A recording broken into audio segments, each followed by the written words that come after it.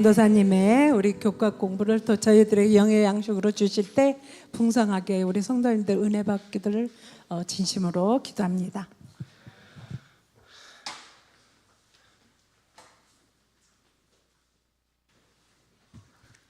네, 안녕하십니까? 네. 늘 교회 올 때마다 느끼는 생각이 뭐 여러 가지가 있지만 최근에 들어서 더 강하게 느껴지는 감정이 있는 것 같습니다. 전 역시 그러니까 인천 세천성학교회를 넘어서 전 역시 안식일교회 여러분들이 너무 좋아가지고 그래서 앞으로도 계속 함께할 수 있으면 좋겠다 그런 생각을 늘 하면서 교회 오게 되는 것 같습니다. 그래서 뭐 단순한 립 서비스 그런 게 아니라 그냥 최근 드는 생각이 그렇더라고요. 그래서 여러분들을 더 잘 섬길 수 있으면 좋겠다 그런 생각을 좀 불어넣어 주신 하나님께 진심으로 감사드립니다. 저희 함께 인사하고 시작을 해볼까요? 그 한 해까지 함께 갑시다. 옆에 계신 분들과 함께 인사하면서 시작하겠습니다.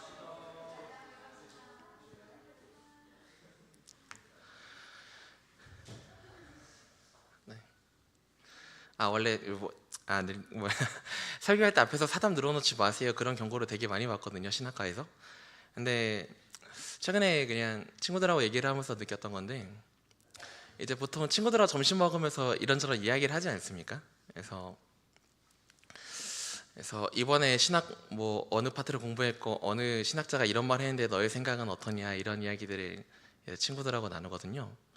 근데 그때 이제 뭐 칼마르트라는 뭐 그런 이름의 신학자가 있는데, 그 사람은 아무래도 만남의 신학이라고 이름 붙이면 될 것 같다. 만남의 신학인 것 같다. 그래서 혹시 누구누구야 너는 어떤 신학이 주요 이제 연구 내용이냐, 너의 방향성은 뭐냐, 너가 만약에 하나님을 소개한다면 가장 첫 마디로 어떤 말을 할 것 같아, 그런 이야기 나눴었거든요. 이제 그렇게 순서가 돌아서 제 차례가 왔습니다. 근데 제 차례에선 다들 머뭇거리지 않고 바로 얘기하시더라고요. 윤서가, 내가 너의 설교를 들어봤고 그리고 너가 하는 말을 쭉 들어봤는데 아무래도 너의 방향성은 순수인 것 같아. 순수함이라는 거죠. 근데 생각해보면 제가 하는 이야기들은 언제나 두 가지로 기결이 되더라고요. 하나님이 얼마나 선하신 분인가, 그리고 우리가 얼마나 악한 존재인가, 그런 이야기에 초점을 좀 많이 맞춰서 제가 뭐 어쩌다 보니까 3년 동안 이제 교육전도사로서 설교를 해왔는데 늘 그 이야기만 쭉 해왔더라고요. 그래서 오늘 이야기도 별로 다르지 않게 그쪽 파트에 맞춰서 이야기를 전달하게 되었고, 또 그런 맥락으로 또 설교가 또 진행이 되지 않을까 그런 생각을 합니다. 그래서 저 친구가 무슨 말 하는 걸까 하면은 하나님의 선하심을 노래하고 있거나 아니면은 우리가 얼마나 악한 존재인지 이야기를 하고 있구나, 그런 쪽으로 생각을 하시면은 아마 조금 더 이해하기가 쉽지 않을까 생각이 듭니다.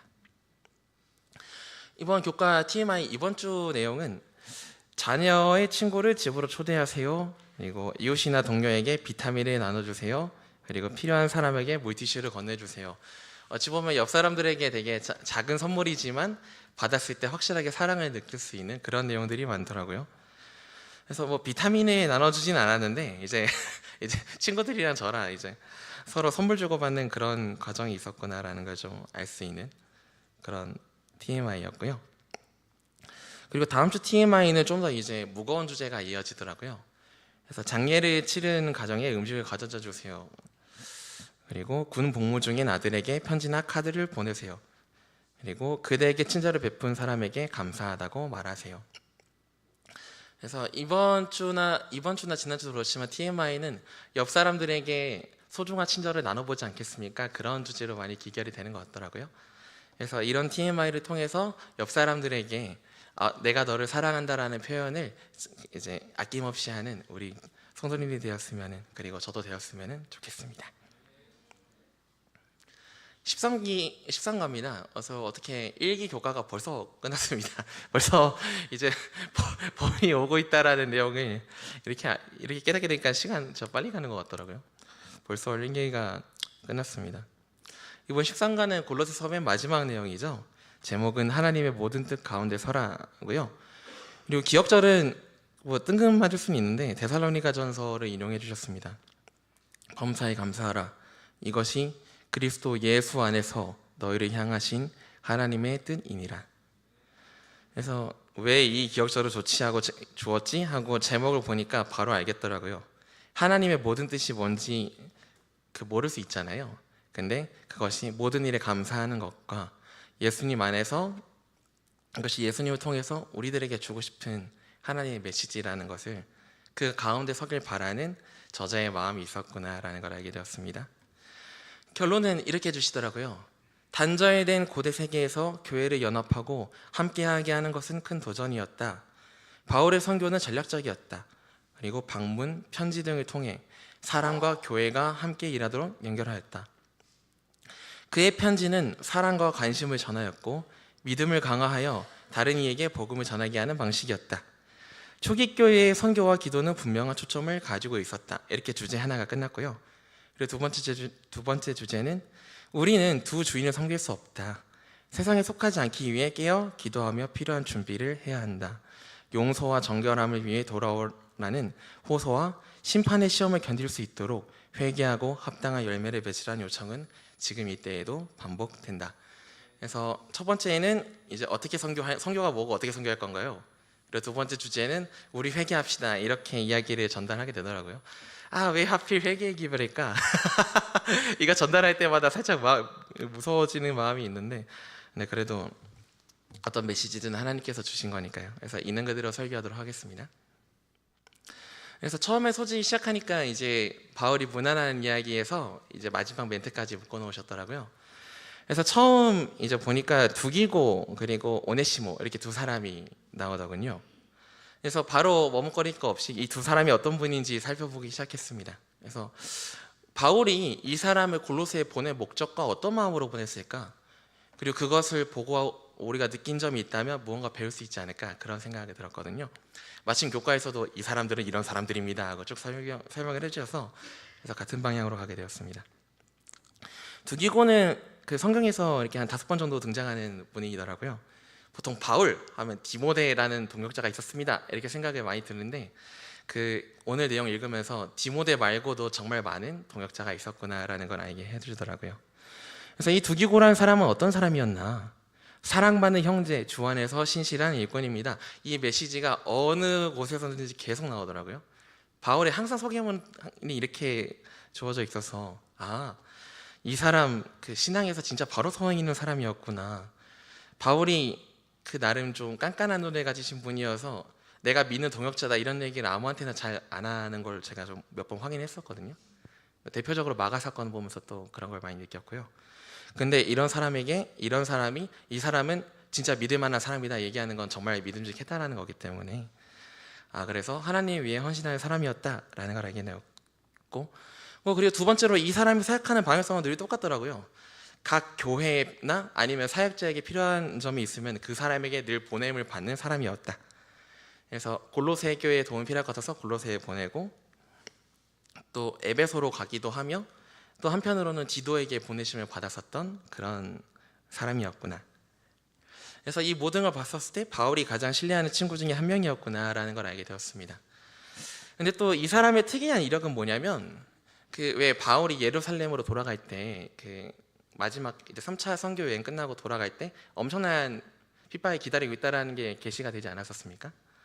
그래서 그 계시가 된 것을 보고 바울 친구야 거기 안 가면 안 될까?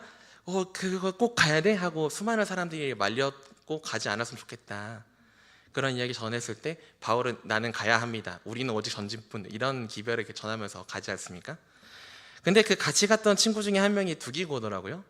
그래서 이분 어떤 어려운 일이 있더라도 좀 큰일이 있고 무서운 일이 있을 거다. 하나님이 그렇게 계시를 해주셨다. 그래도 갈 거냐 할 때 나도 같이 갈래 하는 사람 중에 한 명이었구나라는 걸 알게 되었습니다. 그래서 이 모든 이력을 살펴봤을 때 두기고라는 사람 바울의 입장에서 봤었을 때 정말 믿음직한 친구 중 하나였겠구나.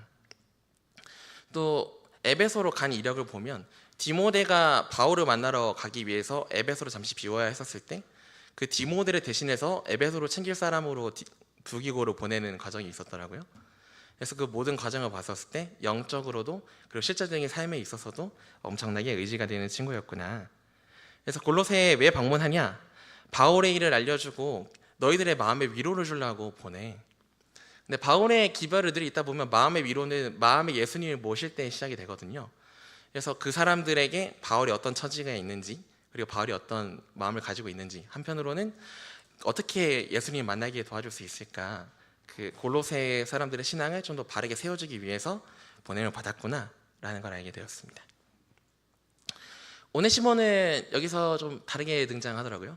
그래서 오네시모는 사실 이제 신약 성서 읽으면서 저에겐 좀 신선한 충격을 줬던 분 중에 한 분인데요. 왜냐하면은 교회에서 이름 나온다고 다 좋은 분은 아니구나라는 걸 알려줬던 사람 중에 한 명이 사실 이분이었거든요. 원래 처음에 성경 읽을 때 별 생각 없이 읽지 않습니까? 근데 이분은 좀 눈에 튀어가지고요. 네, 그래서 좀 특이한 인상을 가지신 분이었고, 그래서 이분은 이제 골로새 출신입니다. 그래서 빌레몬에서 도망친 노예였죠. 근데 왜 도망쳤냐? 근데 그냥 일이 힘들어서 도망쳤다 그런 게 아니고 좀 사고를 치고 상처를 주고 좀 도망 나왔던 노예였던 것 같습니다. 그래서 빌레몬서의 서신에 보면 내용들을 보면 이 친구가 너에게 전에는 좀 무익하긴 했지만 솔직하게 바울이 거짓말 안 하지 않습니까? 이 친구가 전에는 너에게 매우 큰 상처를 주고 좀 무익한 친구였지만 지금은 하나님 만나서 달라졌다. 그리고 이 사람이 만약에 너에게 좀 빚을 진 게 있거나 혹시 뭐 경제적으로든 아니면은 심적으로든 뭔가 너에게 슬픔을 준 게 있다면 그거 내가 대신 좀 치러주겠다. 이렇게 뭐 나름 재치 있게 얘기하는 걸 봤습니다. 그래서 오네시모는 골로새 교회에게 어찌 보면 상처를 준 사람이 다시 글로 바울이 보내더라고요. 그래서 오네시모 입장에서는 좀 힘들었다 싶긴 합니다. 저도 결코 돌아가고 싶지 않은 곳이 있거든요. 이게 저도 상처를 줬던 그런 경험이 있는 그런 사람들에게는 돌아가는 게 쉽지 않았을 텐데, 근데 바울은 이제 그 사람을 글로 돌려보내는구나 이런 생각을 했습니다. 그래서 왜 이 두 사람을 딱 돌려보냈을까 생각했는데, 이 오네시모는 사실 우리들의 꽤 귀중한 교훈이 되는 게, 그 세천살교회도 있을지 모르겠습니다. 만약에 교회에 예전에 있었을 때 세천살교회에게 큰 상처를 주었는데 다시 돌아오면 어떤 반응일까? 이게 굉장히 귀중한 교훈이 되겠더라고요. 근데 거기서 바울은 왜 보냈는가? 이 사람이 이전과 달라서, 이 사람이 예수님 만나서 변한 모습이 너희들에게 너무 큰 선물이어서, 왜냐하면 하나님께서 어떤 역사로 이 사람을 구원하셨는지, 어떤 계기를 구원하게 됐는지, 사람을 구원한다는 이야기가 어떤 힘을 가지고 있는지 너희들에게 보여주고 싶어서 보낸다, 이런 메시지가 담겨져 있는 걸 확인을 했었거든요. 그래서 어찌 보면 두 가지 사람을 보낸 거죠. 첫 번째 사람으로는 원래부터 신실하고 교회에 엄청나게 도움이 됐던, 그리고 영적으로 이끌 수 있는 리더를 보내는 것과, 두 번째로는 이전에는 비록 많이 부족하고 큰 상처를 주는 사람이었지만 하나님 만나서 변한 사람, 이렇게 두 사람이 복음을 이 두 사람이 바울의 파송을 받은 사람이었다 라는 걸 알게 되었습니다. 그래서 뭐 여기서 이제 저희가 느낄 수 있는 점은 되게 많겠지만 한 가지만 제가 좀 생각을 해봤는데요. 바울은 계속 사람을 보낸다, 이후에도 이제 파송하는 이야기가 되게 많이 나오거든요. 그러면서 바울이 했던 이야기가 같이 떠오르더라고요. 보내심을 받지 아니하였으면 어찌 전파하리요? 기록된 바 아름답도다 좋은 소식을 전하는 자들의 발이여 함과 같다. 그래서 복음 전도를 하자 이렇게 얘기하는데 그 근본이 뭘까? 사람을 보내는 일에 있구나라는 걸 알게 되었습니다. 그래서 왜 자꾸 이렇게 선교사를 모집하고 자꾸 계속 보내려고 하는지 이제 그 이야기에 대해서 좀 알게 되었고, 한편으로 어떤 사람을 보내야 되는가는 두기고와 오네시모라는 사람이 좀 이제 증명을 해줬다고 생각을 합니다. 그래서 하나님께서 어떻게 하셨냐 생각을 해봤을 때, 하늘아버지도 저희들에게 예수님을 보내면서 복음 전파를 완전히 완성하지 않으셨습니까? 그래서 원래는 편지였던 말씀을 보냈지만 그 말씀을 있는 그대로 보여줄 수 있는 예수님을 이 세상에 보내면서 복음 사역을 완성시키셨단 말이죠. 근데 바울이 왜 이렇게 하는 걸까 했었을 때 똑같은 방식이었던 것 같더라고요. 그래서 복음을 가진 사람, 복음을 품고 살아가는 사람을 보내는 것, 아니면 이게 불가능하면은 복음 자체를 보내는 것, 이 두 가지가 기본적으로 복음 사역의 기본적인 내용이었구나. 초기교회도 그렇습니다만은 세계 선교가 언제부터 시작이 되었는가? 원래 교회에서 사역하는 사람들을 풀어주고, 이 3절의 보낸이라는 원어적인 의미는 풀어주답니다. 그리고 네 번째는 성령은 파송하는 의미로 보내시거든요. 그래서 하나님과 함께하는 사람을 하나님께서 원하시는 위치에, 적절한 위치에 보내는 것이 이제 복음 사역이구나. 그리고 개척지로만 보내는 것뿐만이 아니라 계속 바울은 교회에도 사람들을 보내거든요. 내가 일꾼이 디모데를 너에게 보내는 것은 환난 중에 너희들이 흔들리지 않게 하려고 데살로니가 교회에 너희들에게 보낸다. 그래서 왜 교회에도 사람을 보내는 걸까? 저는 예전에 이걸 이해를 잘 못했거든요. 근데 교회가 세워졌다고 해서 바로 이제 신앙이 다 바로 서고 그러는 건 아니고 또 채워져야 할 그런 영적인 부분이 분명히 있거든요. 그래서 개척지로 보내는 것과 교회로 보내는 것 둘 다 의미가 깊구나 라는 것을 알게 되었습니다. 그래서 소아시아에 여러 교회에 보내는 편지들을 두기고를 파송하려고 하였을 때 바울은 오네시모를 두기고와 함께 보내었다. 그러니까 골로새서와 빌레몬서를 가지고 두기고와 오네시모가 골로새에 왔다는 것이죠. 그리고 그가 여러 나라에 세운 교회들은 잊혀지지 아니하였다. 새로운 신앙으로 회심한 사람들을 위협하는 위험들을 깨달은 사도는 경고와 실제적 교훈의 편지를 보냄으로 될 수 있는 대로 그들의 필요에 응하고자 노력하였다. 그래서 결국은 똑같은 겁니다. 그래서 사람도 편지고 그 기별도 편지였던 거예요. 정확히는 복음을 가지고 있었던 편지였다는 것이죠.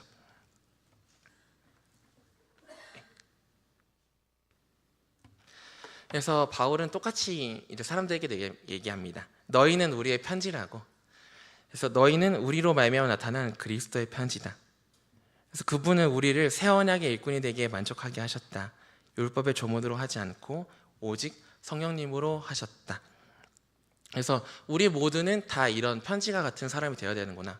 하나님께서 보내신 복음을 가진 귀중한 편지가 되어야 하는구나 라는 것을 알 수가 있었습니다.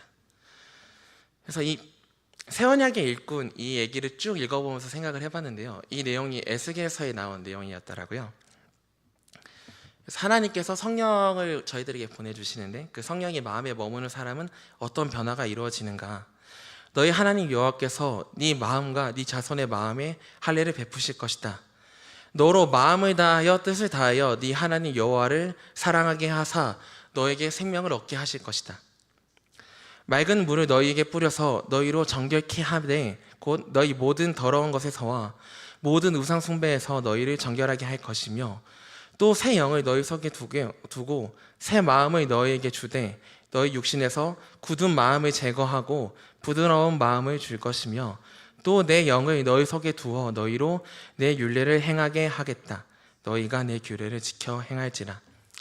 그래서 어떤 사람의 편지냐? 원래 하나님의 뜻을 따르지 못했다 할지라도 하나님을 만나서 하나님의 소망대로 살아갈 수 있게 된 사람, 하나님의 나라를 위해 전심전력을 다할 수 있게 된 사람, 그리고 그것을 좋아하게 된 사람, 또 그것을 주변 사람들을 위해 행동할 수 있게 된 사람, 그런 사람들이 편지라는 것이죠. 그래서 어찌 보면 지금은 아직 스스로 느끼기에 편지가 아닐 수 있겠지만 이제 이런 하나님을 만나는 과정을 통해 편지가 되면 좋겠다라는 것이 이제 제가 공부하면서 느꼈던 내용이었습니다. 네. 그래서 두기고를 통해서 드러나는 부분도 되게 똑같습니다. 그래서 이분을 통해서는 어떤 성령의 모습이 드러나냐? 하나님은 성령님을 보내셔서 하신 일이 있는데 지금은 예수님이 이 세상에서 살아가고 계시지 않기 때문에 사랑이 뭔지, 진정한 의롭다, 진정으로 선량하다, 그게 뭔지 개념이 헷갈릴 수 있지 않습니까? 근데 그 개념을 성령님께서 우리에게 깊게 통달하게 해주시거든요.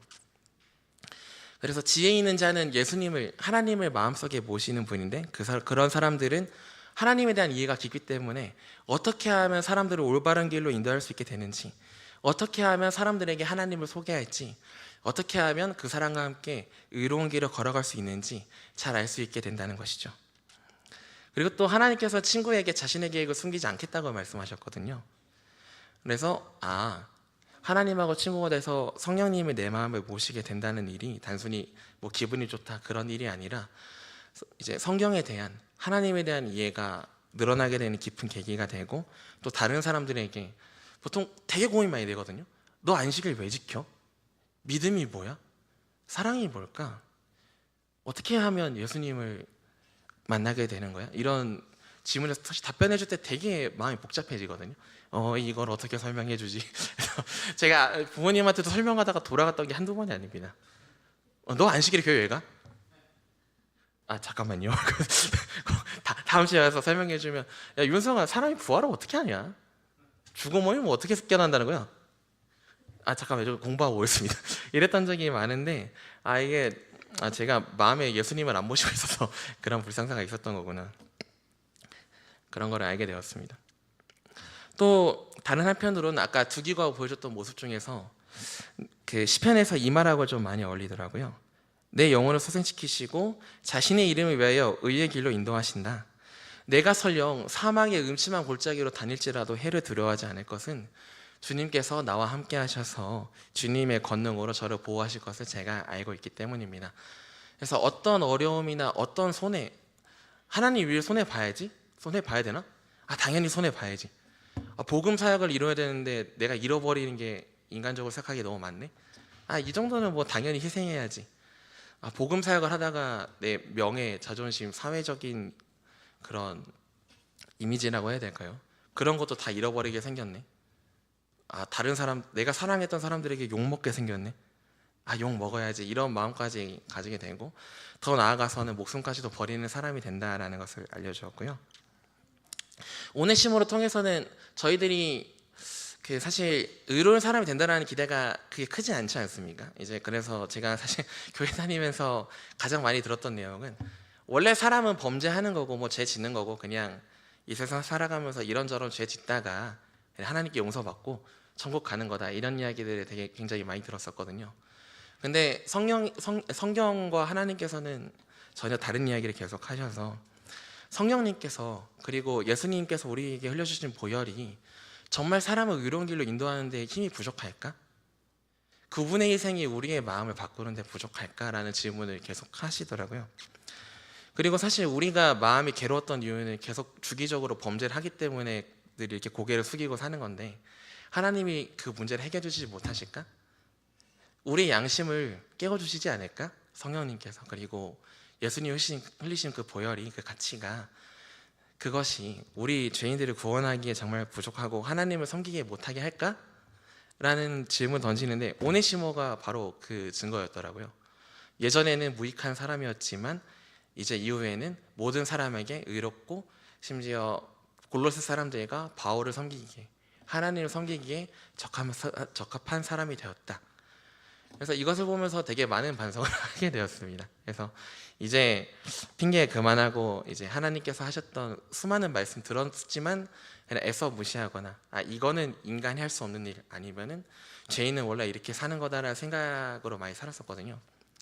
근데 이제는 좀 이제 앞에서 이렇게 모본을 보여주고, 똑같은 죄인이었을 텐데 이렇게 모본을 보여주니 이제는 좀 더 하나님과 함께하는 삶을 좀 더 용기 있게 살면 좋지 않을까, 그런 생각을 하면서 알게 되었습니다. 네, 그 다음부터는 또 이제 이야기가 바뀌죠. 이제 바울이 소개하는 사람들이 되게 다양해서 되게 다양한 점을 볼 수 있더라고요. 10절부터는 이제 아리스다고, 마가, 유스도 이렇게 세 사람이 나옵니다. 근데 그 세 사람에 대한 설명은 사실 좀 비슷하지만 좀 다른 면도 있지만요, 앞선 사람들하고 되게 비슷한 경우가 대체적으로 많습니다. 그래서 아리스다고 같은 경우에도 바울 대신 왜 에베소에서 그 아데미 그 신상이 많이 안 팔려, 그 신전이 많이 안 팔려가, 신전 모형이 많이 안 팔려서 많은 사람이 붕괴했을 때, 그때 바울을 뭐 제압해야 된다, 그 사람도 이상한 사람이다, 이렇게 선동할 때 대신 고통당했던 사람이 아리스다고였더라고요. 그리고 이 아리스다고는 이제 그 바울이 힘들 때, 가장 힘든 순간에 옆에서 바울을 위해 섬겼던 사람입니다. 그래서 그 왜 사도행전 쭉 읽다 보면은 바울에게 친구들아, 혹시 그 법관 분들이 바울의 친구들 중에 혹시 바울 섬길 사람 있으면 옆에서 도와준 거 방해하지 마, 이렇게 선언을 해주는데, 그때 바울 옆에서 쭉 도와줬던 사람이 아리스다고였구나라는 걸 알게 되었습니다. 그래서 나와 함께 갇혔다, 이게 바울하고 같이 범죄자로 갇혔다, 이런 이야기라기보다는 바울이 힘들 때 옆에서 열심히 도와주고 섬겼던, 그래서 감옥 생활의 어려움을 많이 이제 경감시켜 주었던 그런 사람이란 걸 확인했습니다. 마가는 좀 특이한 케이스이긴 하죠. 그래서 마가는 그 좀 뭐라 그럴까, 교과에서 좀 슈퍼스타였던 것 같습니다. 그 매 교과에서 이분이 안 나온 적이 없는데, 이분은 되게 어찌 보면 나약한 사람이었고, 그 좀 아무래도 좀 부자의 자녀분들이 고생할 일이 적다 보니까, 그래서 하나님을 사역을 해서 도망가서 그 일로 인해 바울에게 좀 많은 상처를 주었지만, 그런 아픈 경험이 있었지만 바나바의 도움과 하나님의 도움으로 그 누구보다도 하나님 위해 섬길 수 있는 사람이 되었으며 심지어 모든 사람에게 예수님을 소개하는 마가복음의 저자가 되기도 하였죠. 뭐 여담입니다만 이런 걸 보면은 이제 좀 어찌 보면 좀 부족하고 못난 제자나 그런 어린 친구들이 있을 때 너무 막 몰아붙이는 것도 좀 문제인 것 같고 너무 막 오냐오냐 해주는 것도 문제인 것 같습니다. 이게 좀 밸런스 맞춰서 잘해주면 좋을 것 같아요. 이게 만약에 둘 다 바울 같은 반응이었거나 둘 다 바나바 같은 반응이었으면 마가가 이렇게 크지는 못했을 것 같거든요. 그래서 저한테도 칭찬해 주시는 거 감사합니다만은 또 잘못했을 때는 잘못했다고 용기 있게 얘기해 주시면은 네, 저도 저의 성장에 좀 도움이 될 것 같습니다. 이건 막간이었고요. 그래서 마가는 그런 이제 훌륭한 선배들과 하나님의 도움으로 이제 하나님을 위해 훌륭하게 생각할 수 있는 사람이 된 사람이죠. 유스도는 죄송합니다만 설명이 나와 있지가 않아서 이 한 절로 끝나거든요. 그래서 이분이 어떤 분인지는 잘 모르겠습니다. 근데 공통점은 하나 분명하게 있어요. 이분들은 유대 출신 그리스도인들이었거든요. 그래서 이 신분까지 소개해주면서 나 얘네들하고 같이 동역하고 얘네들도 하나님 위해 일하는 사람이야 이렇게 소개를 해주는 장면이 나오거든요. 근데 왜 이런 얘기를 했었을까 좀 고민해봤었을 때 사실 골로새 서신에서 많이 차지하고 있는 부분이 이제 맞아 유대화 시키려는 유대 출신 그리스도인들 중에 그리스도인들을 유대화 시키려는 그런 일들 때문에 문제가 좀 많지 않았습니까? 근데 그런 이야기들을 계속 보다 보면은 유대 출신의 그리스도인들은 문제가 있나 이런 식으로 좀 기울어진 생각을 할 수 있는 그런 환경이 많이 만들어지거든요. 그래서 그게 아니라 좀 밸런스 있게. 그래서 유대화는 문제가 있지만 그런 율법주의 사상에 있어서는 좀 문제가 있지만 유대 출신 그리스도인들이 다 범죄자겠냐 그렇지 않다. 유대 출신 그리스도인들 중에서도 하나님 위해 일하는 사람이 많다. 이런 거를 좀 알려주고 싶었던 것 같습니다. 그래서 우리가 생각보다 이런 뭐라고 해야 될까요? 이런 이미지라고 해야 될까요? 프레임을 저희 세대는 프레임을 씌운다 이렇게 얘기하는데 이런 쪽에 있어서 교회에서 좀 문제 겪는 걸 저도 좀 여러 번 본 적은 있거든요. 뭐 예를 들면 이런 식으로요. 요새 젊은 사람들은 예수님을 안 믿어서 큰 문제야. 뭐 이렇게 얘기를 한다거나 아니면은 요즘 나이 든 장로님들은 말이 안 통해. 근데 이게 제가 교회 다니면서 다 들었거든요. 청년의 시기에서. 그래서 그러니까 청년들은 장로님들에 대해서 전부 다 우리 말 안 들어줄 거라고 뭐 그런 이게 무슨 말이 되는 얘기 아니죠. 그러거나 아니면은 좀 장로님들 입장에서는 요즘 젊은 사람들 중에서 진정으로 그리스도를 섬기는 사람은 없는 것 같다. 아니면은 또 이제 보통 목사님들 중에서 좀 그러니까 한 교회 어찌보면 신실하지 못한 목사님들 여러 번 오면 생기는 문제인데 내가 목사님들 여러 번 만나봤다고 목사님들 중에 신실한 사람 없다고. 이게 어떻게 목사님이 몇백 분이 넘는데 세네 사람만 보고 모든 걸 다 판단할 수가 있겠습니까만은. 근데 우리가 이제 생각보다 어디에 소속되어 있으니 근데 이 사람들이 이런 문제를 일으키는 걸 내가 봤으니 소속된 사람들은 전부 문제일 거야 이런 생각을 저희가 생각보다 자주 하거든요. 근데 이제 그런 것에 있어서 조금 약간 주의를 주는 그런 부분이 아니었을까 하면서 이 부분을 좀 읽었습니다. 그리고 그 다음엔 이제 또 이방인에 대한 얘기가 나오는데요. 이제 에바브라라는 사람에 대해서 소개를 해주죠. 근데 이 사람도 마찬가지로 골로새 출신이고 꽤나 훌륭한 사역자였더라고요. 그래서 이 사람이 3군데를 섬기고 계시는 걸 봤어요. 네, 골로새도 섬기고 있었고 라오디게아 그리고 히에라볼레 이렇게 3곳이나 섬기고 있었던 분이네요. 그러니까 되게 엄청나게 믿음직한 사역자였다는 거겠죠. 보통 한 군데를 열심히 도와주기도 힘들 텐데 3군데나 이제 영적으로 가르쳐주는 귀중한 선생님이었으니까요. 근데 제가 좀 놀랐던 건 사실 그런 분이면은 교회에서 웬만하면 데리고 있고 싶어 할 것 같은데 이런 소중 훌륭한 사역자를 바울을 위해 파송했다라는 게 전 좀 많이 놀라게 됐던 부분입니다. 그래서 바울이 힘든 일 당했대. 우리 중에서 가장 훌륭한 사람이 가자 이렇게 이야기가 전개가 됐었던 것일까? 그런 생각을 좀 합니다. 근데 뭐 더 놀라웠던 거는 이분이 계속하는 기도 내용이 있었다는 것이죠. 바울이 옆에서 계속 봤는데 내가 계속 얘 보니까 얘가 이런 기도 제목으로 너희들을 응원하고 있더라. 하나님의 모든 뜻 가운데서 완전하고 확신 있게 섰으면 좋겠다. 이런 기도로 고를세 사람들아 너희들을 계속 응원하고 있더라. 그래서 매일매일 이런 기도를 하고 있었구나. 그래서 이 내용 보면서 이제 저희가 이제 뭐 다른 사람들을 위해 어떤 기도를 하면 좋을까, 뭐 되게 사실 기도 제목이 되게 많잖아요. 이제 저희 교회도 이제 기도 제목 보면서 아 이런 기도도 해야 되는구나 하고 동참하고 좀 잊어버렸다가 아 맞다 이런 일이 있었지 다시 기도하고 좀 이런 이런 상황을 제가 겪고 있는데요. 근데 그 모든 기도 제목 중에서도 결코 잊으면 안 되는 기도 제목이 바로 이 내용이었구나. 뭐 우리 애가 건강했으면, 뭐 우리 학생반이 뭐 문제 없었으면, 뭐 좋았으면 다 좋은데 우리 학생반이 하나님의 모든 뜻 가운데서 완전하고 확신있게 살 수 있으면 좋겠다. 이 기도 제목을 늘 하는 게 좋겠다라는 걸 보고 배웠고요. 그리고 이제 가장 중요한 거는 그럼 이 기도 제목이 어떤 의미를 가지고 있고 어떻게 그걸 이루어 나가냐는 건데요. 하나님의 모든 뜻 가운데 서라, 이 내용이 사실 에베소서에서 똑같이 나옵니다. 이제 저희가 잘 아는 그 전신갑주 있는 부분에 대해서 나오거든요. 그래서 하나님과 함께 의의 길을 하나님과 함께 전신갑주를 입고 사단에게 저항하자, 그 내용이지 않습니까? 그래서 그 전신갑주에 대한 내용은 에베소서 저희 교과 내용이 한 3년 전에 있었을 텐데 그 내용 다시 보면 좋을 것 같습니다.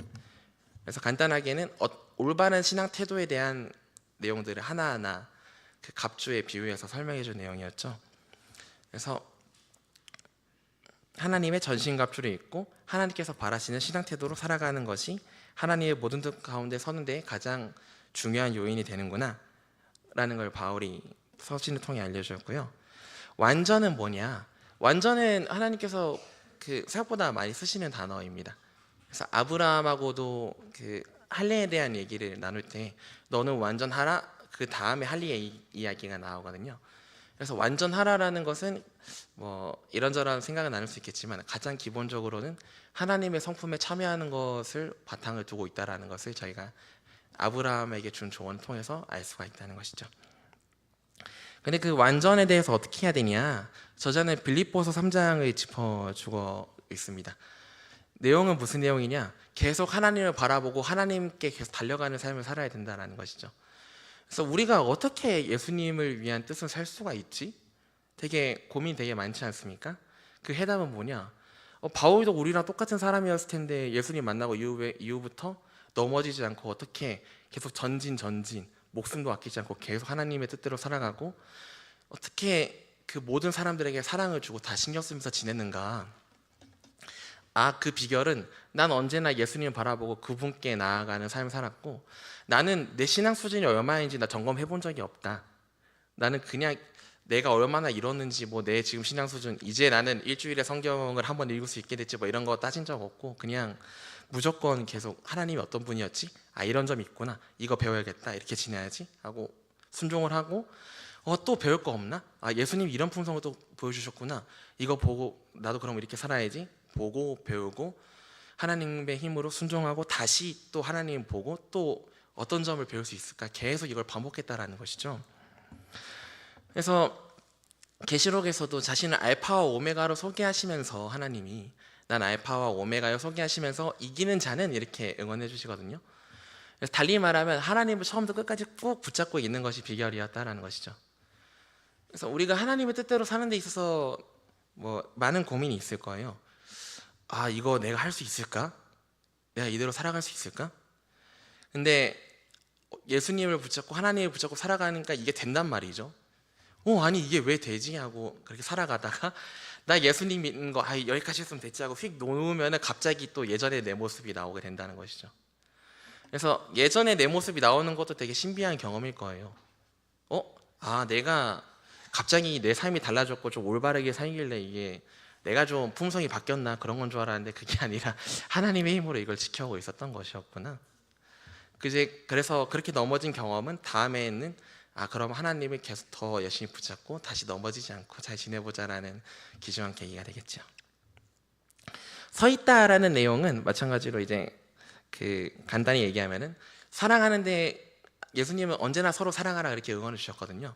그래서 이 사랑하는 것을 멈추지 않는 그런 태도로 살아갈 때 서 있다라는 걸 알 수가 있구나라는 걸 알려주셨고, 확신 있게라는 것은 저희가 사실 믿음이 흔들릴 때가 되게 많지 않습니까? 이제 뭐 교회에서 좋은 말씀과 또 좋은 나눔이 있어서 저 하나님은 좋은 분이야, 아자아자 화이팅하고 이제 뒤돌아 나가고 이제 일상생활을 지내면은 그 믿음을 흔드는 일이 굉장히 많을 겁니다. 그래서 한 주 동안 그 일로 고생이 되게 많이 할 텐데 그 준 기별, 우리의 믿음을 더 굳게 하기 위함이니 더 열심히 이제 우리 선배들이 우리 이제 성경에서 우리의 조상들이 선배들이 믿음을 끝까지 유지했던 것처럼 확신 있게, 그 사람들이 믿음이 흔들리지 않았던 것처럼 우리도 흔들리지 않게 이 부분에 대해서 짚어주고 있는 것을 확인하였습니다. 그래서 이 기도 내용들이 정말 귀중하더라고요. 예전에는 처음 성경 읽었을 때는 이게 얼마나 귀중한지 몰랐는데 지금은 이게 기도의 1순위가 맞겠다라는 생각을 많이 합니다. 네, 그래서 이제 그 에바브라를 통해 이제 저희가 이제 올바르게 살기 위한 기도 제목도 알게 되었죠. 근데 그 다음에는 누가와 데마가 등장을 합니다. 이 두 사람은 사실 공통점이 되게 많습니다. 뭐 데마가 이제 세상을 사랑해서 떠나갔다 이 내용이 적혀있기 때문에 무시받기가 되게 쉬운 위치에 놓인 사람이긴 하거든요. 근데 사실 이제 바울은 그 동역자를 아무나 받지 않았고 또한 성령님과 함께 지내는 분이셨기 때문에 이게 그 대마의 그 뭐라 그럴까, 그 착한 척 연기에 속아가지고 데리고 다니고 그런 건 아니었을 거예요.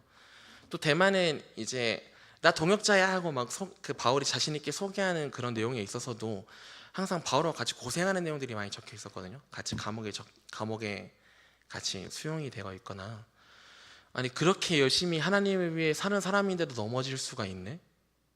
그래서 사실 처음에 읽었을 때도 이 부분이 굉장히 충격을 주었던 내용 중에 하나였습니다. 왜냐하면은 아니 이 데마라는 사람이 바울을 위해 희생하고 하나님을 위해 희생한 것을 보면 아니 그 도저히 따라갈 수 없는 신앙을 가지고 있는 사람이었는데 이 사람이 왜 갑자기 이렇게 넘어졌지? 자세하게 소개도 안 되어 있으니까 왜 넘어져인지 모르고 그냥 이유만 안단 말이죠. 그러니까 거짓 선지자 노름 뭐 그런 걸 하러 간 게 아니라 그냥 세상에서 성공해서 떠나갔다, 세상을 사랑해서 돈을 사랑해서 떠나갔다, 이게 전부니까요. 그래서 이게 어찌 보면 저에게는 꽤나 큰 충격을 주었던 내용이었습니다. 그래서 사실 저희가 거듭남을 되게 그 귀중히 여기지 않습니까? 하나님 위해 새 소망을 받고 새로 살아간다. 이게 굉장히 그 오늘날 교회에서 보기에 굉장히 귀중한 내용이기 때문에, 오늘날 교회에서 사실 많지 않은 일이기 때문에 굉장히 놀라운 일임에도 불구하고 이게 구원에 대한 확신을 주지 않는구나라는 게 좀 많이 놀라웠던 거죠. 근데 그래서 한 가지 이제 살펴봐야 할 것은 무엇이냐, 우리가 왜 그 하나님을 소망하게 되었지, 우리가 왜 십자가의 길을 걷게 되었는가, 그걸 잊지 않은 것이 굉장히 중요한 것 같습니다. 그래서 교과에서는 여러 가지 선물을 짚어주고 이제 우리가 하나님을 믿으면은 영생이 있고요, 그리고 흔들리지 않는 세상이 있고 뭐 이런 내용을 하지만 한 가지 우리가 꼭 그 점검해봐야 될 내용이 있어요. 하나님을 만나고 싶은가 아닌가, 이 부분이요. 하나님을 위해 열심히 헌신했던 사람들은 전부 다 하나님을 그 만나고 싶어했던 그런 소망들이 굉장히 많이 담겨져 있었거든요. 그래서 주님의 나타나시면 다시 만나고 싶다, 다시 하나님을 만나고 싶다. 사실 천국이 천국된 이유는 뭐 영원한 삶을 살 수 있어서 죄와 괴로움이 없어서도 있지만 사실 그곳에 하나님 아버지가 계시기 때문에 그곳이 천국인 것이거든요. 그래서 그 하나님을 만나고 싶은 소망이 있는가, 이 소망에서 흔들리지 않았던 사람들이 믿음의 길에서 넘어지지 않았구나라는 것을 보았습니다. 그래서 다윗이 고백했던 내 평생에서 한 가지 바라는 일, 그것을 구하고 있는데 내가 내 평생에 하나님의 집에 살면서 하나님의 아름다움을 보면서 그분의 성전을 사랑하는 것이다. 그리고 바울이 얘기했던 것처럼 주의 나타나심을 사모하는 모든 자에게 의의 면류관이 예비가 되어 있을 것이다. 그래서 우리도 이렇게 같은 소망을 품기를 소망합니다. 마지막 내용은 저희들에게 어찌 보면 굉장히 좀 열심히 호소하는 내용이 담겨져 있죠. 라오디게아 교회랑 연관이 있는 건 이번에 처음 알았습니다. 그래서 교과 덕분에 굉장히 귀중한 내용을 공부하게 되었습니다. 그래서 골로새 교회와 라오디게아 교회, 예언적인 의미에는 우리도 같은 문제를 겪고 있었다는 것이죠. 생각해보면 율법주의자와 세상 사람들의 의견 사이에 껴서 고생하는 건 지금 교회도 마찬가지이긴 하거든요. 그래서 그런 걸 보면서 또 한편으로는 골로새서를 바울이 쓴 이유는 너희들이 충성을 잃어버려서, 너희들이 하나님 가운데 제대로 서 있는 걸 잊어버려서 그런 너희를 위해 이 서신을 쓴다가 첫 소개였거든요. 근데 그런 걸 보고 이제 저희들의 교회와 초기 교회의 그 뜨거웠던 모습을 생각해봤었을 때 이게 많이 부족하긴 하구나라는 걸 좀 알게 되었던. 또 라오디게아 교회는 하나님께서 너네들 지금 미지근하다, 충성되지 않았다, 이 부분을 계속 강조하고 계시거든요. 그리고 회개가 뭔지 모르고 하나님이 창조주였던 걸 잊어버리고 있다. 근데 이게 교회 다니면서 저희들이 많이 겪고 있는 문제이긴 하니까요. 그래서 그런 우리에게 굉장히 귀중한 기별을 전달해주고 있구나라는 걸 알게 되었습니다. 이제 그 소개를 할 때 아키포라는 주님의 사역자를 소개를 해주거든요. 주님의 군사 이렇게 소개가 되어 있는데 디모데 후서에서도 우리의 군사 디모데 이런 식으로 소개가 되어 있는 부분은 바울이 주로 쓰는 표현의 군사는 사역자라는 것을 알 수 있는 부분인 거죠. 그래서 아키포에게 주는 마지막 기별은 무엇인가? 주님의 사역을 이뤘으면 좋겠다, 이 내용입니다. 바울은 자신이 사역하는데 열심히 하는 이유가 무엇인가? 나를 능하게 하신 그리스도 예수 우리 주께 내가 감사함은 나를 충성되이 여겨 내게 직분을 맡기셨기 때문이다, 이렇게 얘기해주고 있거든요. 하나님께서 우리에게 어떤 직분, 어떤 역할을 맡겨주었든 그거 믿고 맡긴 거라는 거죠.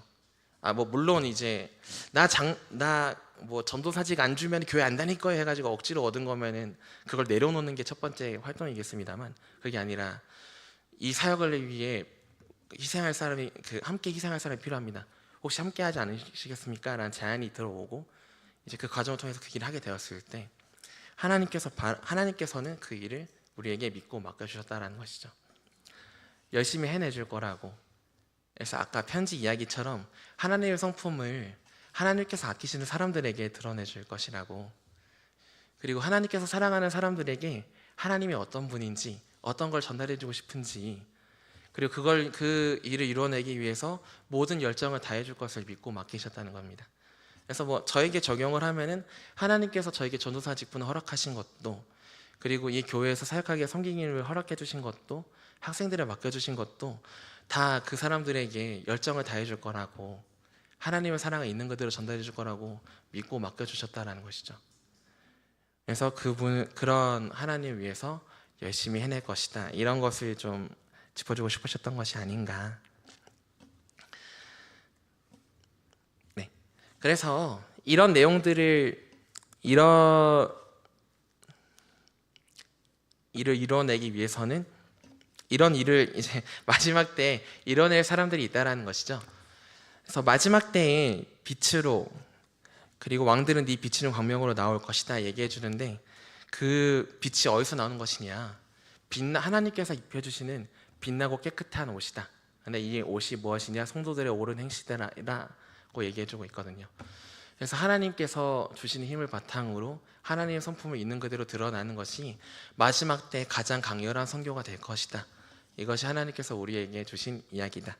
근데 이 내용이 그냥 나오는 건 아니에요. 이 빛, 그리고 하나님의 영광이 호위하는 것, 이거 이사야 58장에서 얘기해준 건데, 회개하는 사람에게서, 죄와의 투쟁에서 도망가지 않는 사람에게서 드러나는 현상이라고 하나님께서 설명해주고 계시거든요. 하나님과 함께 투쟁을 다하는 사람에게 하나님의 영광이 호위할 것이며, 그 사람이 안식일을 다시 보수하게 될 것이다. 이게 이사야 58장의 내용이거든요. 이사야 58장이 사실 첫째 천사의 기별이었던 것이죠. 그래서 우리들에게 굉장히 귀중한 내용이지 않습니까? 첫째 천사의 기별은 요약하면은 회개하라, 천국이 가까웠느니라, 그리고 안식일을 원래대로 회복해달라, 그 내용이니까요.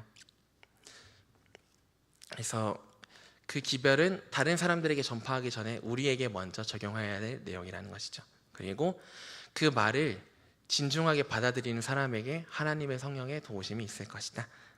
그리고 이 일이 선교의 완성이 될 것이다 라는 이야기가 이제 이번 교과 내용이 되겠습니다. 네. 그래서 이번 기 되게 저에게는 감사한 내용이었습니다.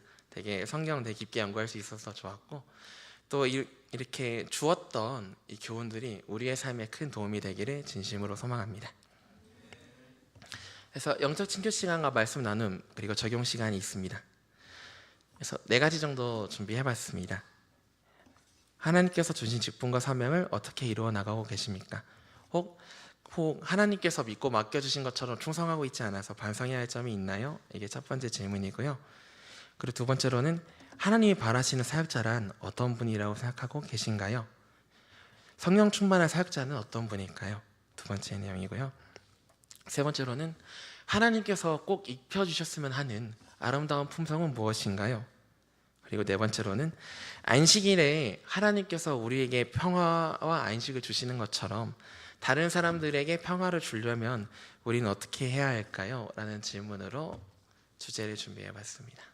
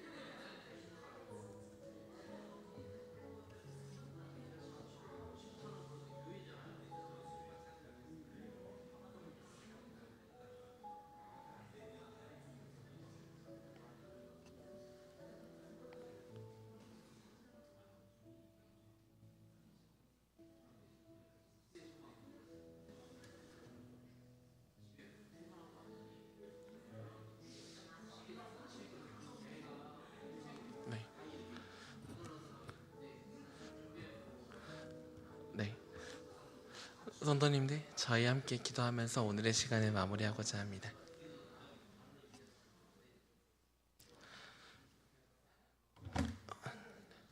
우리의 하나님 아버지, 오늘도 이렇게 저희들에게 하나님의 말씀을 드러내 주셔서 정말 진심으로 감사드립니다. 하나님, 그 수많은 사역자들의 모습을 살펴봤습니다. 또 하나님께서 주셨던 그 거듭남과 구원에 대한 기별도 함께 보았고, 또한 마지막 시대에 우리에게 어떤 모습을 바라시는지도 함께 살펴봤습니다만, 하나님, 그 주셨던 내용들은 사실 저희들의 힘으로 이룰 수 없는, 또 불가능한 매우 힘든 일이라는 것을 알게 되었습니다. 하지만 하나님께서 사랑했던 사람들이 하나님과 친구가 됨으로, 예수님을 모심으로, 성령님을 마음에 모심으로 하나님과 함께 사역을 하고 그 사역을 충실히 이루어내는 것을 봤습니다. 하나님, 우리 역시 그와 같길 바랍니다. 하나님, 저희가 외면해왔던 직분, 저희가 외면해왔던 그 사역에 있어서 충성되지 못한 부분이 있었다면, 또 하나님께서 주셨던 말씀을 거부하는 것이 있었다면 이에 대해 우리가 반성하게 해주시고, 또 저희가 여기서 반성하고 끝나는 것이 아니라 하나님께서 믿고 맡기셨던 것처럼 우리의 역할을, 하나님께서 주시는 우리의 역할을 하나님께서 바라시는 대로 예수님께서 하셨던 것처럼 충성된 모습으로 마무리하고 하나님을 만날 수 있기를 진심으로 소망합니다. 언제나 우리들에게 응원과 위로를 해주시고 또한 완벽한 사랑이신 예수님의 이름으로 기도 올렸습니다.